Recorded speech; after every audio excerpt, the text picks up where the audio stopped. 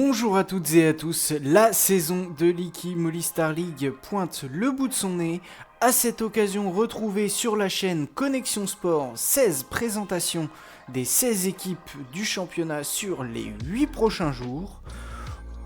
Au menu de ces vidéos, flashback sur la saison dernière. Ensuite, le groupe, on analyse rapidement l'effectif à disposition du coach, le facteur X, ce joueur qui peut faire basculer la saison, la section j'aime pas, je vous donnerai mes espoirs et mes inquiétudes pour l'avenir, et pour finir, je me lancerai dans un prono. On commence aujourd'hui par une équipe titrée la saison dernière, Dijon. Ma première pensée va évidemment au tacticien de génie, le plus grand selon Constantini. On démarre sur une note un peu triste. Rest in peace, Denis Latoub, légende du handball français. Surtout en tant que coach, surtout sur un banc. Son fait le plus notable, le plus honorable à Dijon, c'est certainement la montée en D1 en 2009. Il s'est éteint en juin dernier. Côté sportif, le DMH reprend rapidement l'ascenseur après la relégation il y a de ça 1 an et demi, 2 ans. Dijon a tout de suite affiché son envie de remonter. Ça s'est notamment matérialisé par l'arrivée d'un nouveau coach, Mehdi Iri. Les Bourguignons se sont offerts le titre de Pro League. Une saison maîtrisée avec 20 victoires sur 28 matchs et seulement 2 défaites. Le groupe pour la saison qui va débuter, le voici. Donc, comme je viens de le dire, Mehdi Iguiri sera toujours à la tête de l'effectif de Dijon, logiquement après leur promotion en D1. Alors, pour les postes de gardien, Wassim Elal et Maximiliano Soliani. À noter Wassim Elal, vétéran de notre championnat, avec 43 ans au compteur. Auteur d'une saison extraordinaire en Pro League, donc on verra ce que ça donne en l'Iki Moly Star League. Sur le poste d'aile gauche, Loïs Pasquet. Il y aura certainement des jeunes du centre ou de la réserve pour l'épauler durant la saison, pour faire tourner. Au poste d'arrière gauche, Pierrick Nodin, élu meilleur arrière gauche de la saison dernière en Pro League. Dijon peut être assez heureux de l'avoir gardé. Vous avez aussi 3 recrues en vert, elles sont indiquées en vert. Rudy Seri, l'arrière gauche de Caen. Ante Kudus qui revient après avoir déjà fait 1 an au club. Puis Sadok de Al Nasser et Ethan Toléon.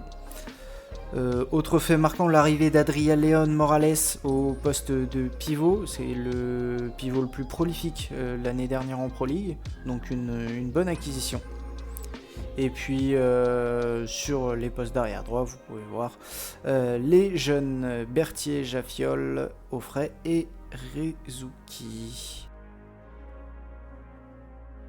Dans tout cet effectif, il fallait trouver donc un facteur X et j'ai choisi le jeune arrière droit de 23 ans, Alexis Berthier. Il possède déjà une bonne expérience en Star League puisqu'il a joué... plusieurs années avec Montpellier, 3 ans si je me trompe pas, 4 ans, mais 3 années avec un peu plus de matchs. Donc il a vécu la saison dernière, sa première année avec un statut de titulaire ou quasi titulaire. Une bonne saison statistique avec 3 buts de moyenne par match en tournant aux alentours des 70%. Presque un peu trop propre à mon goût. Je serais presque ok pour qu'il tente un peu plus de shoot, quitte à en rater un peu plus. S'il passe un cap niveau scoring, comme son potentiel le suggérait dans ses années un tout petit peu plus jeunes, il peut devenir un vrai atout pour Dijon afin d'atteindre ses objectifs. Le j'aime moins, ou le j'aime pas, j'ai pas encore décidé de comment appeler cette rubrique. À Dijon, j'aime beaucoup les arrivées de Seri et surtout Adria Léon Morales, qui vont être des vrais plus pour l'équipe. En plus, c'est des gars que connaissent les joueurs de Dijon, pour les avoir affrontés l'année dernière.